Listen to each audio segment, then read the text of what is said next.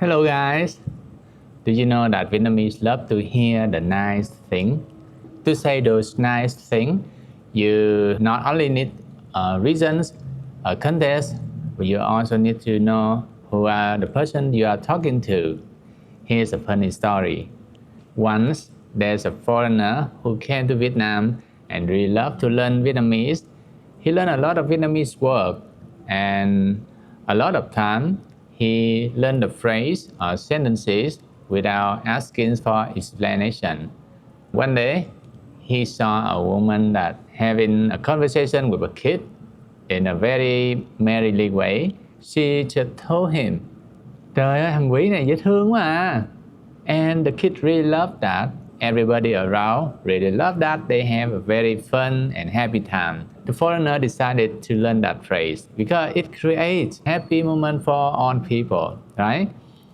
Then later, he saw a very nice old guy and he really wanted to praise the old man for what he feel about him. Then he said the same phrase. "Trời ơi, thằng quỷ này nhìn dễ thương quá à." But surprisingly, the old man didn't feel the same way he expected. The old man feel a little bit confused, then a little bit disappointed. Because you know why? It is inappropriate to say something to the old people in Vietnam. And if the foreigner just asks for more explanation, he knows how to use it better. So today, we're going to learn how to use the phrasing and the nice thing that you can say to kids, to the grown up, and to the older generation. Before we begin, I want to ask you one thing. When you are grown up talking to a child, what is the better pronoun you can use to call them? A. Bạn. B. Con. If your answer is B, congratulations, you guessed it right. Con is the better way that the adults in Vietnamese use to call the kids. And in Vietnamese, when you have conversation with a kid, there's a lot of ways you can praise them. If they do something nice to you can always say, "Cảm ơn con." Cảm ơn con. Con dễ thương quá à. Dễ thương quá à. Cảm ơn con rất nhiều. Trời ơi, con nhà ai mà dễ thương ghê. That is the way the adults used to praise the kid when they do a nice thing for them. What if they want to show you some cool thing they can do? Or they just want to tell you a story about they doing some good thing to people, or they can do something that not many of their friends can do. You can always say, "Thầy ơi, sao hay quá dạ? Sao con làm được vậy? Wow, con giỏi quá ta. Giỏi quá." And the next thing you can say to a kid when they show you some cool toys or some cool thing, for example, a new toys, a gift, you can say, "Thầy ơi, con có cái này đã quá." They have a robot, you can say, "Thầy ơi, con có con robot này đã ghê. Con có con robot này đã quá." And that is a cool thing you can say to them, and it can really make their days. And you can also have a great conversation with them. When you know a kid and you didn't see him or her for a very long time, when you meet again, maybe after a few weeks, maybe after a month or longer, you notice some clearly difference in them. Maybe they just taller. You can say, "Trời ơi, nay con cao quá chừng luôn nha. Trời ơi, nay nhìn con cao ghê." If that is a boy and you feel that he's noticeably more handsome than before, you can say that, "Trời ơi, nay nhìn đẹp trai quá ta." If that is a girl and that girl is more beautiful than the last time you see her, you can say, "Trời ơi, nay nhìn xinh đẹp quá chừng luôn. Nhìn như công chúa. Nhìn con nay xinh đẹp như công chúa vậy." Even if you see them in a daily basis, you can always praise them depend on how you feel about that dress. Trời ơi, hôm nay nhìn đẹp trai quá ta. Nhìn ăn mặc rất là đẹp, rất là bảnh bao luôn. That is a girl. You can say, ôi nhìn nay nhìn dễ thương quá ta. Nhìn mặc đồ đẹp quá ta. That is for the kids. How about the grown-ups? Maybe your age, the same generation with you.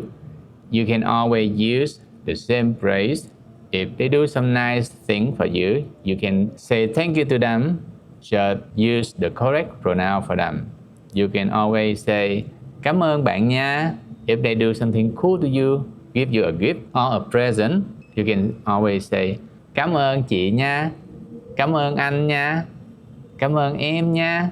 If you don't know how to use the pronoun correctly, you can check on the video of mine. I can put it in the description below.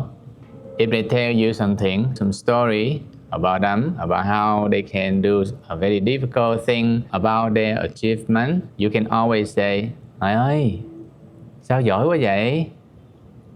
Tôi ngưỡng mộ bạn lắm. Sao bạn giỏi quá vậy? You can use the pronoun instead of bạn. For example, the person's name is Minh. Trời ơi, sao Minh giỏi quá vậy? A people that is older than you and that is a male and you respect him, you can say, trời ơi, sao anh giỏi quá vậy ta? Trời ơi, sao anh giỏi quá vậy? You can always praise the dressing of the grown up your age. With a male, you can say, wow, nay nhìn đẹp trai quá ta. Nay mặc đồ nhìn đẹp quá ta. Or if you feel it is a luxurious or expensive clothes, you can say, trời ơi, nay mặc đồ nhìn sang trọng quá chừng luôn. That is a girl and the name of the girl is Duyên. Trời ơi, nay Duyên mặc đồ đẹp quá chừng luôn. Trời ơi, nay Duyên nhìn xinh như công chúa vậy.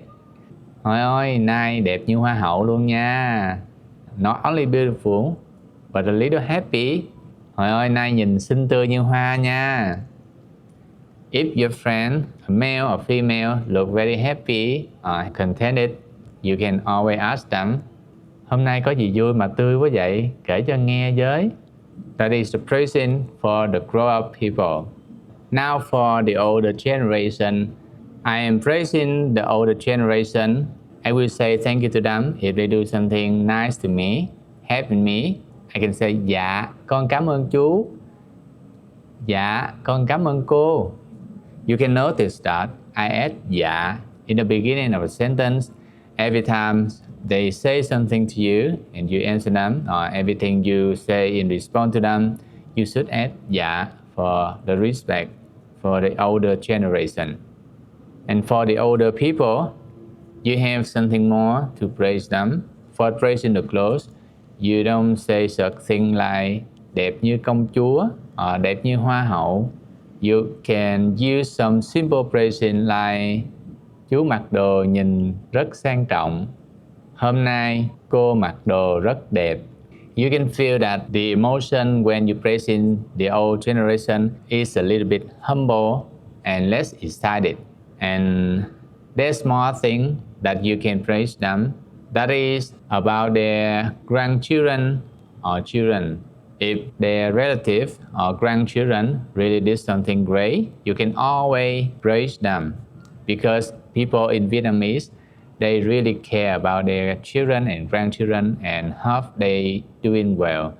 If you praise the grandchildren, that means you praise the old people, that they are very responsible and very caring for their children and grandchildren.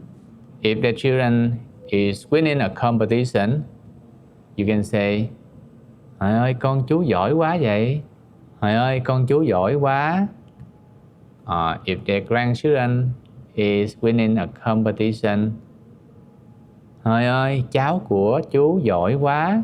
If their grandchildren speak English really well, trời ơi, con chú nói tiếng Anh giỏi quá. Because English is clearly a subject that is a little hard, and people in Vietnam really consider it is a very important language to learn as a second language in Vietnam. The old guys in Vietnam usually have some hobbies, raising fish. They can grow trees. They can like to clean up. When you visit their home, you can see what they really care about. You can always praise them. For people that have fish really beautiful, you can tell them, cá của chú nuôi hả chú? Nhìn đẹp quá. Or you can ask about them. Cá này chú nuôi hả chú? Đây là cá gì vậy chú?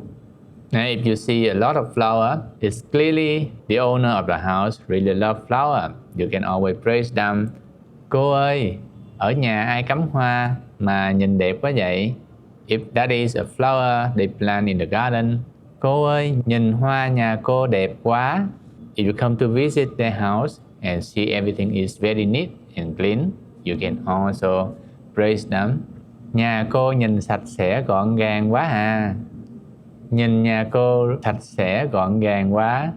And after the praising, you can always be curious and ask about the thing you see around the house.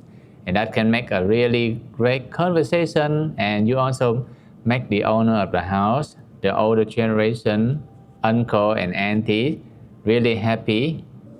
Praising things and say nice things to people with a good reason, context, and knowing who are the person you are talking to can really make their day. And you can also have a great conversation with the people. And before we end the video, let's do a real quick challenge. What is the common way the Southern Vietnamese read this word? Here's the hint. You already hear that word in the story in the beginning. See you next time. Bye. Mưa nữa rồi mấy bạn ơi. Mưa gì mà mưa hoài. Mưa gì mà mưa hoài hả? Cứ tới giờ quay phim là mưa hả? Hình như video kỳ trước cũng mưa. Video này cũng mưa luôn.